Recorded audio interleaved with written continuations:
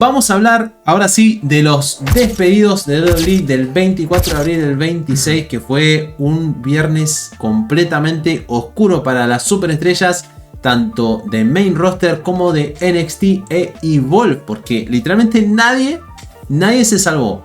Acá estamos hablando de un listado completo de casi 30 superestrellas por el momento, porque obviamente a la hora de que se suba este video, vamos a relatar el caso de casi 30 luchadores que fueron lastimosamente y lamentablemente expectorados de la empresa. Antes de eso, por favor, suscríbanse al canal, suscríbanse a todas las redes sociales, Instagram, TikTok, Facebook, nueva página de Facebook. Por favor, síganos en la nueva página de Facebook, lo tienen acá.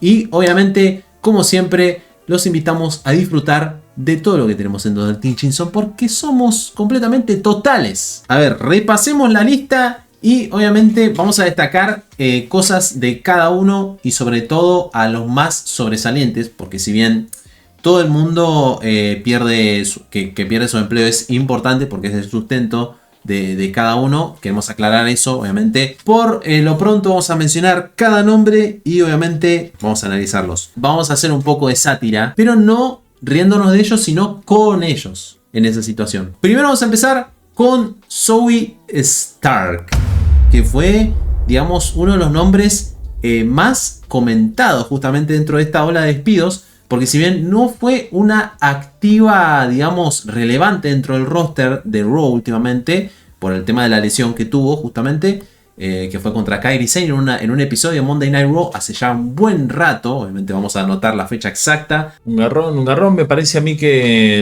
le tendrían que haber dado una oportunidad más. Creo yo que estaba para mucho más, tenía un gran potencial como para seguir.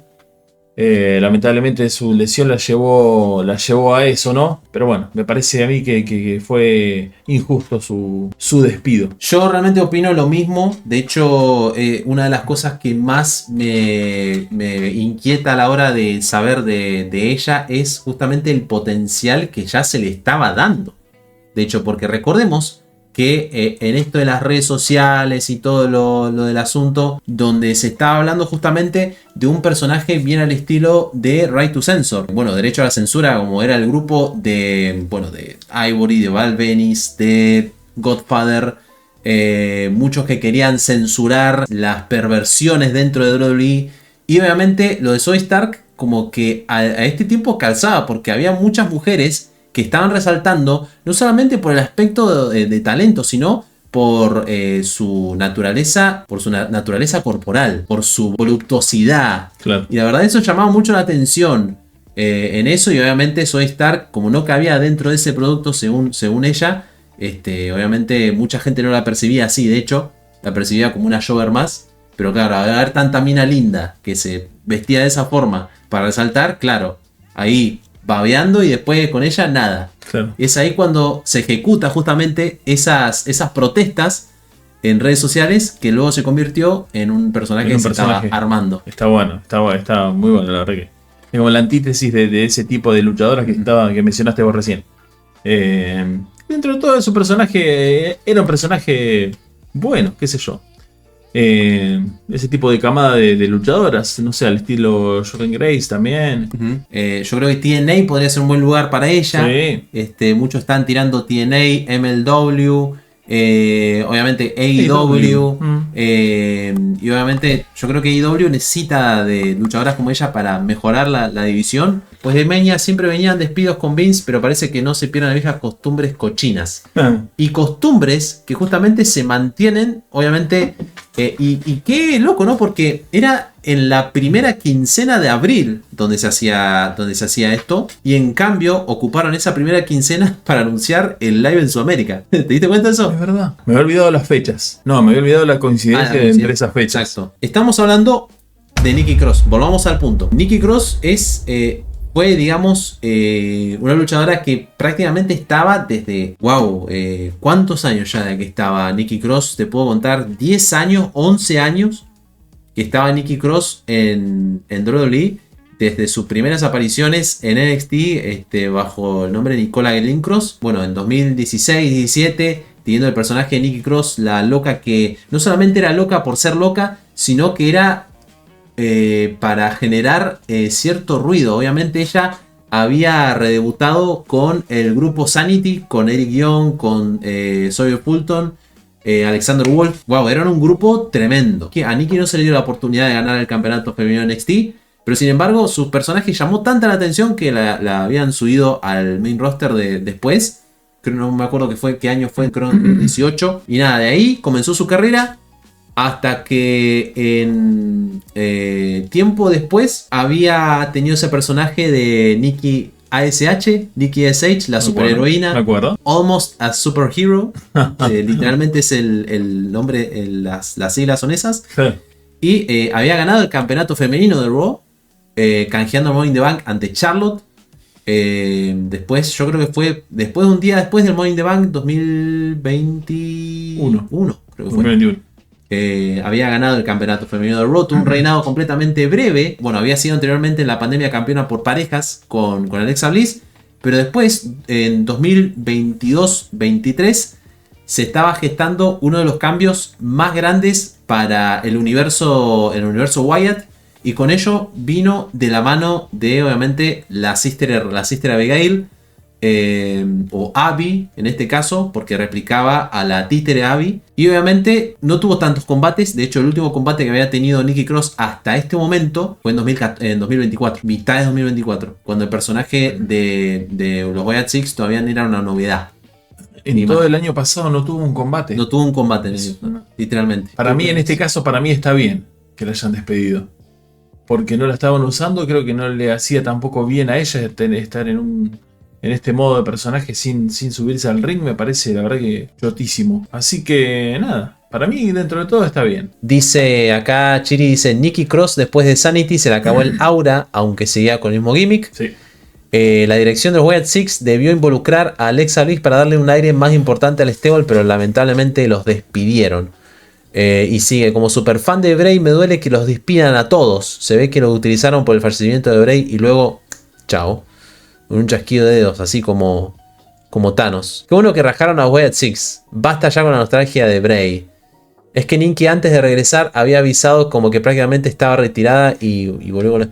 Es que literalmente había tenido en el medio su licenciatura. Creo que estaba haciendo licenciatura.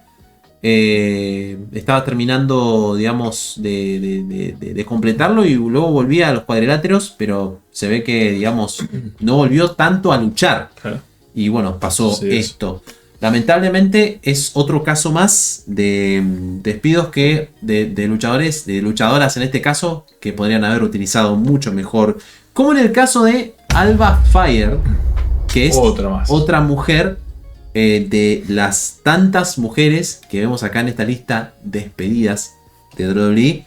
Recientemente, obviamente, Alba Fire, el último acto que estuvo haciendo fue la de ser la acompañante de Chelsea Green. De Chelsea Green. En el grupo obviamente estaba con Piper Niven, haciendo de asistentes. Como guardaespaldas de ella. Como guardaespaldas, exacto. Eran las guardaespaldas de la presidente. Literalmente. De la presidente Chelsea Green. La ama estadounidense. Primero se había ido Piper Niven, ¿no? No, Piper Niven sigue. Bueno, pero no sé si ha tenido una lesión o algo así. Sí, hace rato ya que no vuelve. Y después quedó Alba Fire sola. Me parece que en otro caso de desperdicio de personaje. Me parece que esa fue una gran luchadora. Es una gran luchadora. De venida a ser acompañante de, para mí, es un garrón, boludo. Es un garrón. Yo creo que ella hubiese tenido más oportunidades sola y no como este personaje. Que quizás a otra luchadora le sirva, pero el caso de Alba Fire no. No, era una luchadora bastante talentosa, tenía micrófono. Mucho micrófono. De hecho, en NXT UK fue una de las más dominantes que hubo dentro de la marca. Veíamos que era completamente imbatible. Ella era una tipa con mucha actitud. Ex campeona de NXT UK, de hecho, por más de 700 días. Y obviamente era una apuesta completamente completa, valga la redundancia. Y obviamente se intentó eso en la nueva y reinventada NXT después de la 2.0. No sé si te acordás que después del desplante de la 2.0 empezaron a construirla en el NXT dorado, Sí. donde prácticamente era una de las protagonistas, la chica de fuego, la Alba Fire, que justamente de ahí nació el nombre, de hecho. De ahí nació el nombre, porque antes era conocida como Kay Lee Ray, Claro. trabalenguas. Yo me acuerdo de verla en UK y después en esa etapa. Después le perdí el rastro. Dice, estoy como Rafa Gorgori. Estoy Sí, feliz y enojado. Enojado porque me parece injusto su despido, pero feliz porque siento que en otro lado va a poder Sí, triunfar. olvidate, la va a romper. Ni hablar. La pregunta acá es, y ahora, ¿quién podrá salvar a Chelsea Green? ¿Alguien puede pensar en Chelsea Green? Joe Gacy es otro caso que me duele. Mal, boludo. Ese sí la verdad que. Me duele demasiado. Y eso es algo que obviamente es analizable, ¿no? Porque empezó con un personaje medio como de inclusión, tipo así como de una especie de orador motivacional, pero a la vez hablaba mucho de política, a la vez era como muy protestante. Sí. Y esa primera promo que dio Joe Gacy fue tan polémica que salió en las noticias nacionales. Literalmente, Claro. Fox, USA Today, todos los canales hablando de Joe Gacy. Fue el pic de la carrera de Joe Gacy en ese Tal momento. cual, tal Esa cual. primera promo, chicos, la tienen que ver. Porque fue completamente polémica. Y qué lástima que no hayan tocado más eso dentro de su personaje o no hayan alivianado un poco más la carga polémica, siguiendo un poco con esa esencia. Porque después se fue medio al estilo de, bueno, todos pueden pelear contra mí, sean mujeres, niños o no sé qué. Y de hecho, una de las perlitas de Joe Gacy, teniendo que ver con el tema de la inclusión, casi que hizo pelear a Fallon Henley contra él. ¿No se acuerdan de eso, chicos? 2020, estamos hablando del año 21-22. Dios. Iba a pelear contra Fallon Henley, pero después fue interrumpido, no sé por quién, no sé si fue por Bron Breakker, no me acuerdo tanto.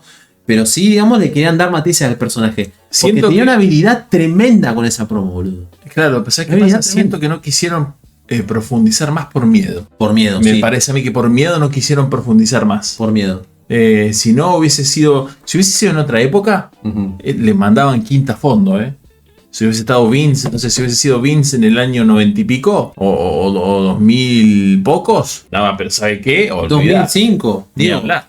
2005 que habían puesto a Mohamed Hassan, el personaje Tal cual. más polémico de la Ruthless Aggression. Obviamente hablando de lo que fue después, porque ese personaje luego como que se convirtió en un predicador de la inclusión a un tipo que tenía casi que una secta. Armó el Schism con los que eran antes los Grizzled Young Veterans, Zach Gibson y James Drake, ¿te acordás? Más o menos, Que tenían otros nombres, que el dúo se llamaba The Dyads. Después la incluyeron a Ava Rain. Y después de ese grupo, que yo la disbanda y todo eso, llegó el personaje del loco. Un tipo, un Dean Ambrose, ¿viste? Así, intimidante, medio como que te buscaba la forma de perseguirte. ¿Me entendés? Son cosas, ¿viste? De la locura máxima. Y después quedó con ese personaje así, quedó en los Wyatt Six y murió así. Joe Gacy no era de mis favoritos, pero sí lo veía con algo de potencial. Si a Wyatt lo echaron siendo una de las mentes más brillantes de la industria de la lucha libre y se aventuraba en el cine, también hubiera sido un crack. Imagino que no es la última vez que sepamos de Gacy en WWE. Yo creo que en algún momento lo van a recontratar. En algún momento lo van a recontratar, pero eso yo creo que es después, va a ser mucho después de que TKO se dé cuenta de que las cosas no es como la piden ellos. El caso de Joe Gacy es... Gacy sí, porque Gacy va a volver. Yo cierro con eso con Gacy. Para mí lo van a llamar de nuevo. Gacy yo creo que va a ir a TNA primero y después va a ir a AEW. Sí. Bueno, a la par de él, Bo Dallas, el líder de los Wyatt Six, que es otro que fue la lista. Lamentablemente, Bo Dallas es un caso bastante sensible porque viene, obviamente es nadie menos que el hermano de Bray Wyatt, quien en paz descanse, y obviamente es alguien que ha trabajado incansablemente para que el legado de su hermano siga vivo. Había hecho las promos que hizo, trabajó con el mismo equipo obviamente de Wyatt para hacer el tema de las máscaras, las promos, los QRs, que fue una de las cosas más brillantes que se le puede ocurrir a WWE en torno a los Wyatt Six. Pero TKO chupó 3 huevos. En esta situación se vio en vilo dos cosas. Primero, obviamente, el potencial que tenía Bo Dallas desde hace ya tiempo. Porque venimos hablando de que Bo Dallas estaba, gente, hace ya unos 16 años dentro de WWE de manera casi que ininterrumpida. 2011 fue su año de debut en FCW. Bueno, no, antes. Porque acuérdense que estaba FCW, la Florida Championship Wrestling, que solamente se emitía en un canal de televisión exclusivo en Florida, en Orlando. Y debutó en 2008, después pasó en 2009, 2010, 2011, que debutó en pruebas para el main roster. Y luego debutó en NXT para el año 2012.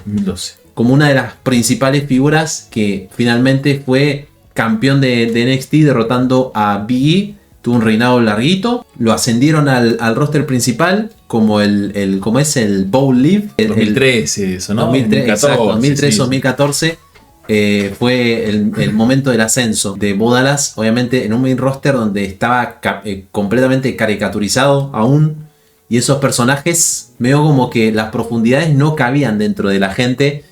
Y obviamente en ese caso solamente tuvo que limitarse a decir la frase y correr por todo el ring y toda la cosa. Un cartelito tenía, me acuerdo. Sí, exacto.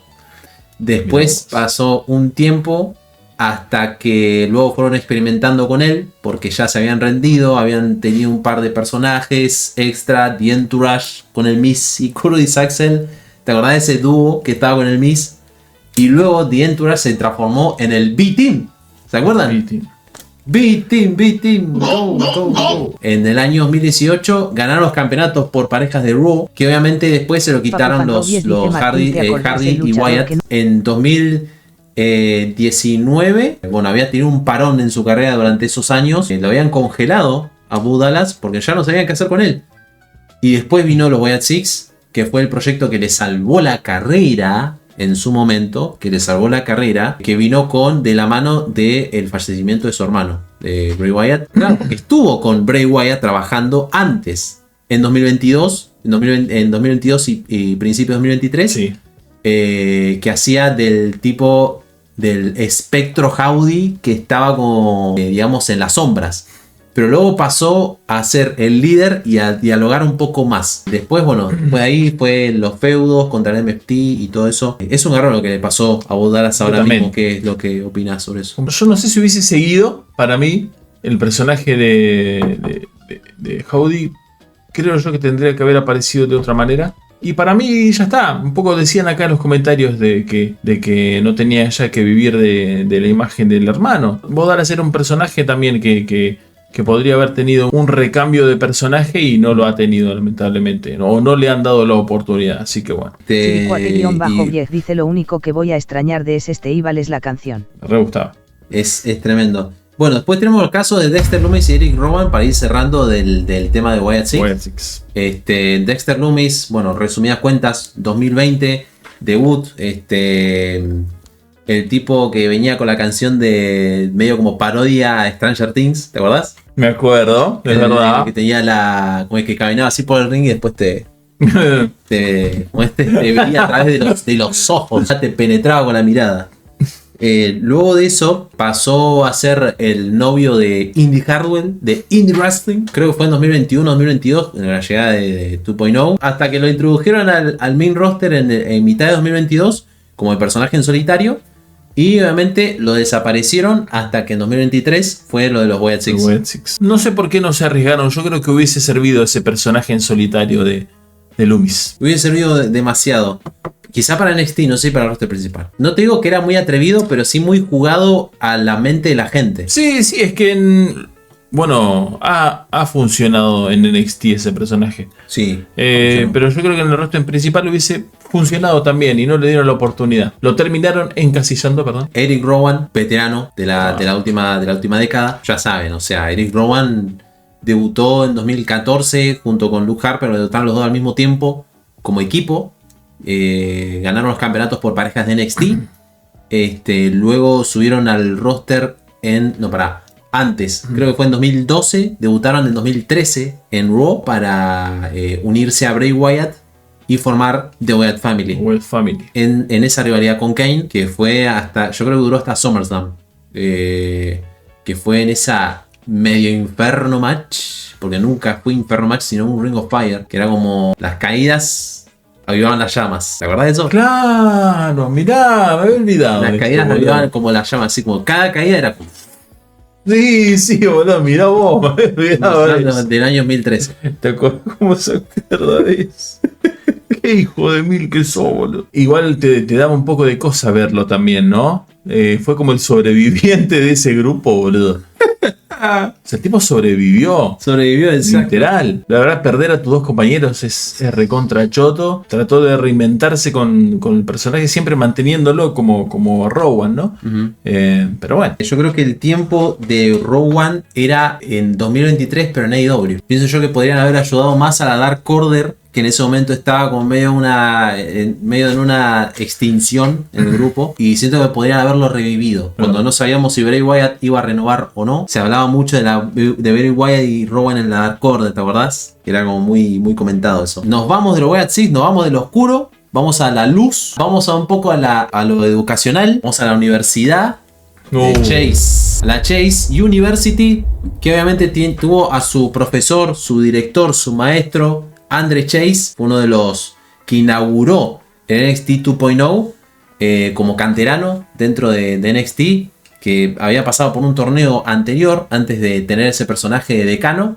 Y obviamente fue un personaje que al principio medio como que era muy genérico, era muy infantil. Lo comparaban mucho con Christopher Nowinski, y luego de eso pasó a ser uno de los personajes más queridos. Tanto así que ganó los campeonatos por pareja junto con Duke Hudson. Tenía en su formación a sus alumnos. Bueno, ese fue el stable donde debutó Tia Hale. Y obviamente Chase siempre se mantuvo ahí. Hubo historias copadas, como por ejemplo la disbanda de su universidad. Otra de las particularidades que se recuerda justamente de eso fue el calendario de las chicas de la Andre Chase para salvar la universidad. Nos acordamos todo de eso, ¿verdad? Nos acordamos muchísimo de eso. De eso me acuerdo, sí. Y de eso se vendieron calendarios en serio. No sé quiénes lo tienen. Los que lo tienen tienen un recuerdo hermoso de Andre Chase. Que apostaron por algo distinto. Eso fue por ahí lo que más me atrajo. Yo no había visto nunca algo así. Y fue bastante ingenioso. No fue wow, pero fue ingenioso y me gustó. Entretenido aparte. Entretenido. Eso es lo que falta, me parece. Lo que le falta a los luchadores. Siento como que hay una especie de máquina, ¿viste? O sos este luchador bueno, o sos este luchador malo. Tuvo alguna oportunidad por el campeonato de NXT, no lo logró obviamente, pero también tuvo oportunidades por el de la media cartelera, tampoco lo logró. Viví lo suficientemente para ser el mayor director de la universidad, maestro y todo, o sos un vendehumo completo. Este luchador, la verdad es que literalmente fue un cero a la izquierda. Literalmente no fue alguien que aportó tanto a NXT, pero me agradó en su momento, porque pensé que iban a hacer muchas cosas con él. El hombre de Singapur, que te mencionaba siempre en su momento, Dante Chen, que obviamente no tuvo tanta historia, la verdad. No tuvo tanta historia, pero sí, la verdad es que fue, digamos, alguien que estuvo en Evolve, o sea, que estuvo en NXT primero, cuando el NXT Level Up existía. Hace ya, digamos, 2022, 2023. Por ahí 2023 me parece. Había debutado ahí. Tuvo un par de combates, de hecho tuvo un combate con el campeón de NXT para debutar, pero luego obviamente no logró ese título, luego lo metieron en rivalidades de media cartelera, pero luego se fue de la media a la baja y así. Pero no funcionó Dante Chen, pero espero que funcione en otra parte. Todo es joven igual, Dante Chen. Sí, más vale. Pasamos a uno de los despidos más fuertes de la noche. Sé que vas a nombrar, sí. Aleister Black, quien obviamente sabríamos y supimos que por este escándalo de TKO había ocupado una plaza importante, iba a ocupar una plaza importante en la historia del campeonato indiscutido de WWE de Randy Orton. Tal cual. Boludo, Qué bronca me dio. Nunca te pones a pensar. Bueno, sí, a este luchador lo pueden echar, sí, bueno, pero en el caso de Black, que otra vez lo echan. Está bien, capaz que en la primera echada quizás no estaba en un gran momento como en el que estuvo ahora, ¿me entendés? Sabiendo también de antemano lo que querían hacer con él y Randy, ¿entendés? Entonces, eso muestra más que TKO se pasa la empresa por los huevos. O sea, por la literal, boludo, literal. O sea, hacer toda esa mierda que hicieron con Pat McAfee. Y no involucrar a una estrella que realmente lo merecía, como en el caso de Black, da mucha bronca, mucha bronca. Encima venía una rivalidad media como ensañada con Damien Priest. También, esa fue una gran rivalidad. Sí, una buena rivalidad, infravalorada rivalidad. Porque después de todo iba a servir para que Black diga, bueno, acá estoy yo para posicionarme. Si bien perdió la rivalidad con Damien Priest, lo ayudó, digamos, a consolidar su camino hacia este momento que estaba viendo con Randy. Literalmente los segmentos con Randy estaba justamente diciendo, che, mirá, me voy a meter en tu cabeza, me voy a meter en esto, me voy a meter en lo otro. Estaba intimidándolo con la mirada. Y él iba a ser el motivo por el cual el cambio a Rudo se iba a producir, como lo hizo con Cody. Pero el motivo principal fue cambiado por TKO a... Mirá, me llamó Pat McAfee y Pat McAfee me pidió, che, mirá, hacete malo. Literalmente. Qué bronca, boludo. Bueno, a ver, 2017 debutó como, obviamente, con su nombre de Tommy End, que estaba en las Independientes. Ya era alguien reconocido en Independientes. Sí, obvio. En el Reino Unido. Y en el 2017 había debutado en un combate contra Neville, en el evento del torneo de NXT UK, ¿te acordás? Del torneo del Reino Unido por averiguar el primer campeón que fue. Él era, ¿no? Sí, Tommy Él era, sí. Sí, claro, una lucha tremenda esa, para presentarlo. No estaba dentro del torneo, pero fue una muy buena lucha para presentarlo. Entonces, en ese caso, ahí ya generó un revuelo tremendo. Su debut en NXT, como luchador ya, digamos, a tiempo completo dentro de NXT. Ganó el campeonato de NXT, lo tuvo por un buen rato, después tuvo rivalidades, creo que fue con Velveteen Dream, que fue una de las sensaciones también, sí, que más que ser por un título, fue por una cuestión de orgullo, porque esa frase que le dijo al final de la rivalidad a Aleister Black a Velveteen Dream presagiaba justamente lo que a Dream le iba a suceder en la vida real. Disfrutaba de tu infamia, le dijo, literalmente. Era muy caótico todo, muy storyteller Aleister Black. Después pasó el ascenso al roster principal, donde debutó con Ciampa, Gargano y Ricochet. ¿Y qué pasó ahí? En vez de volverse a NXT como Ciampa y Gargano lo hicieron, se quedó con Ricochet. Había entrado en rivalidades individuales. Y obviamente en 2020 yo creo que fue su punto máximo, porque ahí se había enfrentado a AJ Styles en el Elimination Chamber, que fue yo creo que el punto de inflexión en la carrera de Black, porque obviamente intervino Taker para ayudarlo a ganar. Luego tuve esa rivalidad media rara con Bobby Lashley rumbo a WrestleMania 36 en 2020-21. Había entrado en una rivalidad con Kevin Owens. Había estado en medio de la rivalidad, en una rivalidad con Seth Rollins por el tema del ojo y eso. Y de ahí nació justamente todo lo que tiene que ver con su ojo. Yo creo que ojo izquierdo derecho. Creo que izquierdo.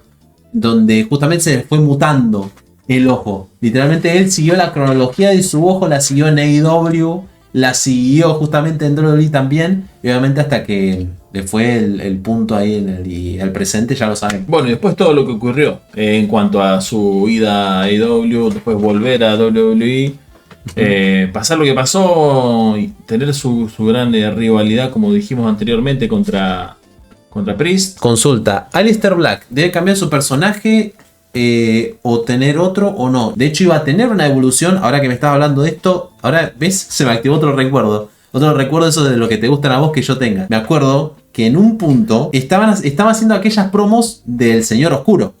Del Dark Father, del Padre Oscuro. Padre. Que era como un tipo de traje, que tenía lentes, que leía libros de brujería, de santería, no me acuerdo qué era. Que mencionaba un Padre Oscuro y etcétera, etcétera. Lo congelaron. 2021 llegó el Thunderdome, pasó a SmackDown y debutó ante Big E. Black Mass para Big E. Al día siguiente lo despiden. Después se fue para AEW y tuvo su carrera en AEW hasta que volvió a WWE y al final lo conocemos. Podemos mencionar a Zelina Vega, ya trabajó por años. La esposa de Aleister Black, que justamente la conoció ahí en NXT porque estuvieron casi que al mismo tiempo. 2017, ella estaba en ese tándem con Andrade. Ella lo ayudó un montón a Andrade. Fue el artífice de que Andrade fuera más grande todavía, desenmascarado, ganando el campeonato NXT y toda esa rivalidad con Gargano y toda la cuestión, ¿no? Pero Zelina, como ella sola, no tuvo tantas rivalidades importantes que podemos mencionar de ella. Bueno, el campeonato de Estados Unidos que ganó hace muy poquito. Hace poco, sí, y yo creo que nada más. Literalmente, fue manager. Una manager que luego había sido luchadora y de luchadora había vuelto a ser manager. No podemos comentar más nada, pero obviamente había tenido carrera en TNA como luchadora. Kairi Sane. Otra que duele. Otra que duele un montón. De hecho, la rivalidad que estaba teniendo con Asuka era una de las candidatas para tener una lucha, aunque sea en Backlash, literalmente. Si estaban pensando, ahora para mí me cierra todo, porque para mí ya estaban pensando en el despido de ella antes de WrestleMania. Porque en el caso de que no fuera así, para mí le hubiesen creado esa revelación de Kairi con Asuka, y que se enoje con ella y que se forme esa rivalidad para WrestleMania. O sea, el despido de Kairi fue premeditado, digamos. Sí, señor. Lo pensaron bien, lo cuadraron bien y conociendo a TKO realmente no era, digamos, de sorprenderse. Bueno, Kairi es un caso trágico también, igualmente, porque venía de ganar un torneo en 2017, como lo fue el Medio Clásico, contra Shayna Baszler. Una de las chicas más dominantes del último tiempo, ex campeona de NXT, que de hecho la segunda vez que lo ganó Shayna Baszler lo hizo contra Kairi. Y obviamente con eso surgió el ascenso a main roster, que en principio fue bueno, pero tuvo la mala fortuna, entre comillas, de ser siempre equipo de alguien. Literalmente. Tal cual. Había debutado individual, perfecto, correcto, lo entiendo, pero luego la hicieron pareja con Asuka. Y de ahí duró el dúo casi que ininterrumpidamente, porque obviamente por una lesión de Asuka, ella tenía que suplir las cosas que hacía Asuka. En ese caso no podía hacer nada individualmente, no tenían planes. La última posibilidad que tenían para hacer planes con ella la desperdiciaron completamente. Con la introducción del campeonato intercontinental femenino. Sí. La verdad es que literalmente, ¿sabes cuándo dejaron de confiar en ella? En el momento en el que sucedió la última lesión de Liv Morgan. ¿Te acordás que a Kairi Sane de repente la estaban empujando con victorias individuales? Es cierto. Cuando se lesionó Liv Morgan, ahí dijeron, no. Con Liv Morgan no. Con Liv Morgan no, porque una protegida. Igualmente, Liv se había lesionado sola. Literalmente. Sí, no fue por culpa de Kairi. No fue por culpa de. Entonces, la historia esa la conocemos. Fue 3 campeonatos por pareja que ganó nada más con Asuka. Cuando eran Asuka y Kairi Sane. Y después la Kabuki Warriors de manera completa, tanto como Rudo como Face. Y como para cerrar, tuvimos el privilegio de verla en vivo. Exacto, 2019. 2019, en septiembre de 2019. La vimos a Kairi Sane en vivo. Estamos en ringside, en Luna Park. Fue una experiencia tremenda. Después tenemos a Santos Escobar, otro que tenía una reputación tremenda dentro de NXT como uno de los campeones cruceros más poderosos que hubo en el último tiempo. En 2020 había conquistado el torneo del campeonato crucero, derrotando a Drake Maverick en la final para ganar el campeonato como el hijo del fantasma. Estaba enmascarado. Y luego, cuando había ganado el campeonato, se desenmascaró. Y ahí presentaron a Santos Escobar junto con el grupo de el legado del fantasma, Raúl Mendoza y Joaquín Wald. Y obviamente comenzaron ese dominio que fue desde mitad de 2020 hasta principios de 2021. Luego fue que el legado del fantasma todo junto fue para el roster principal en 2022. Luego de que empujara alguna rivalidad pequeña tuvo, no funcionó su personaje en SmackDown, lo tuvieron congelado ahí, enrumbado, resistía olas de despidos. Por eso ya te digo todo, literalmente. Vino esa segunda oportunidad con AAA, parte de WWE, y tenía una oportunidad gigante para revivir su carrera en este año por el campeonato latinoamericano del hijo del Dr. René Jr., cosa que no ocurrió porque en el medio de una lucha, de un combate previo, se lesionó. En ese caso no pudo luchar más y bueno, dentro de esa temporada sucede lo que estamos hablando el día de hoy. ¿Qué tenés de impresiones con Santos? Creo que gran luchador, me parece, no quiero generalizar porque es casi que roza la discriminación, pero siento eso, que por ahí los luchadores mexicanos, siento que por ahí no tienen la oportunidad que tienen otro tipo de luchadores de otros países. Me pasa eso. Con Santos Escobar me pasó también. Creo que ha tenido años en los que ha merecido estar bien arriba. Y siento que no ha sucedido. Siento que como que tiene que destacar mucho en su personaje o hacer un esfuerzo extra para tener la oportunidad que realmente tiene. En el caso de Alberto del Río, como lo fue Alberto del Río, que es un tipo que bueno, es mexicano obviamente, y que es un gran personaje, pero era otro tiempo. Santos Escobar, y a Santos Escobar yo creo que le iba a complicar un poco más. En la parte actoral tendría que haber destacado un poco más, pero no le va a salir, no le sale. Él viene de un legado de una familia de luchadores. Es que literalmente Santos Escobar es uno de los luchadores que más pasión le ponía a la hora de hacer promos. Sí, es que no digo hablaba que no. en inglés. Bueno, aparte, sí. Hablaban bien en inglés. No sé por qué no le dieron el empuje que literalmente merecía. Es que no digo que no, pero bueno. Santos Escobar no estuvo en la época correcta. Estoy de acuerdo, señor, con usted. Estoy de acuerdo. Pero donde vaya, la va a romper. Recontra. Voy a repasar una lista de, obviamente, luchadores poco trascendentes. Vamos a pasarlo rápido. Una lista de 1, 2, 3, 4, 5, 6, 7, 8 luchadores. Vamos a decirlo rápidos. Obviamente porque son parte de NXT, son parte de Evolve, de la parte media baja y baja. Entonces no quiero, digamos, enrevesar tanto como los otros casos para ir al último caso. Pero bueno, vamos a empezar con la medallista olímpica Tyra May Steele, que hace no muy poquito estaba en Evolve. En Evolve, me acuerdo.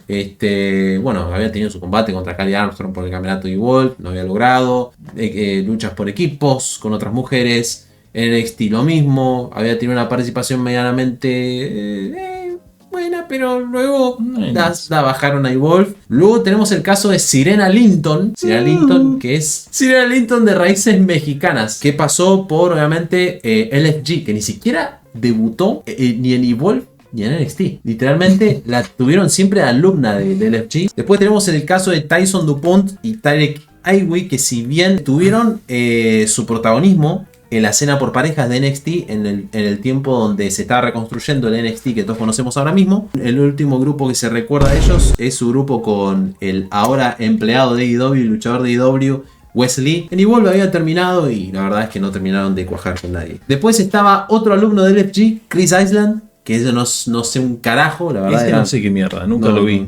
No lo conozco la cara. Otro que me parece conocido, que fue también protagonista, casi fueron campeones en 3 ocasiones distintas. Uno de ellos, Malik Blade, ¿te acordás? Malik Blade y sí. el otro chico que también estaba con él, Adrian Ofe. Ellos dos eran uno de los equipos como más comentados. Habían ganado cierto protagonismo, tuvieron sus oportunidades titulares, no ganaron, pero tuvieron cierta estabilidad. Uno de ellos se había hecho un tatuaje, no sé si era Malik Blade, pero no, era Adrian Ofe, que se había hecho un tatuaje del logo de WWE en un pectoral, pero luego se lo sacó porque mucha gente le estaba diciendo cringe, una cosa así. No. Luego está Trill London, que ese sí había sido 100% de Evolve. Y obviamente Luca Crucifino. Era parte del stable de Tony D'Angelo. No era un elemento así medio como crucial, era como el terciario del grupo. Y eso que se veía hasta más intimidante que incluso el propio Tony. No le había encontrado el personaje. Luego había pasado de ser el mafioso, había pasado de ser un hippie. Nico del Caño había hecho. Sí. No les podían encontrar la vuelta, ¿viste? Bueno, ¿sabes qué? Despedido. ¿Sabes qué? Leto. Chao. Encima lo último, nada que ver. O sea, el contraste era total. Porque el tipo era como re fachero, como sí. Después, hey, ¿cómo estás? ¿Tú todo bien? Era como, Me lo imagino después de cámara, ¿viste?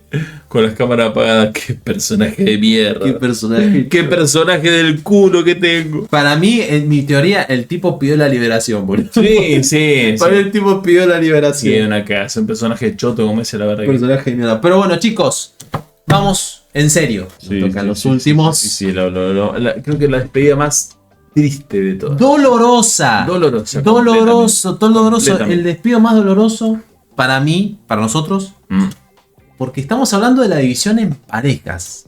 De SmackDown. Que por sí en 2025 habían alcanzado un punto máximo con DIY, con Praxium, con otros equipos que también estaban ahí, los Street Profits. Literalmente habían hecho esa lucha TLC en SmackDown que había, digamos, sido retrasado del WrestleMania 41. De hecho, el viernes posterior, una de las mejores luchas de la historia del campeonato en parejas de la modernidad. Uno de los equipos protagonistas de esa lucha y fueron campeones por parejas de WWE en su debut dentro de WWE. Ya pareja consolidada, pareja que había sido múltiples veces campeona en otras partes. Individualmente entre ellos acumulan 13 reinados como campeones de la división X. Estamos hablando obviamente de una pareja bastante conocida, bastante famosa. Alex Shelley y Chris Sabin, Motor City Machine Guns. La verdad es que es algo que no lo entendemos. Algo que realmente no lo procesamos. No entramos en negación primero, porque literalmente era uno de los mejores equipos tradicionales de la historia de la lucha libre. Si vos me decís que era un grupo que pasaba desapercibido, que luchaban bien, sí eran buenos, pero pasaba desapercibido, la gente no les daba pelota, bueno, era un poco entendible el despido, pero echar a ellos es como, no sé, y cruzo los dedos, es como que echen a Praxium. Dios. Espero que no, o sea, ojalá que no. No lo menciones. Ojalá que no. Vayan dejando las flores en el ataúd, por favor, pasen de a uno, la fila es completa. Vamos a hacer un minuto de, 30 segundos de silencio.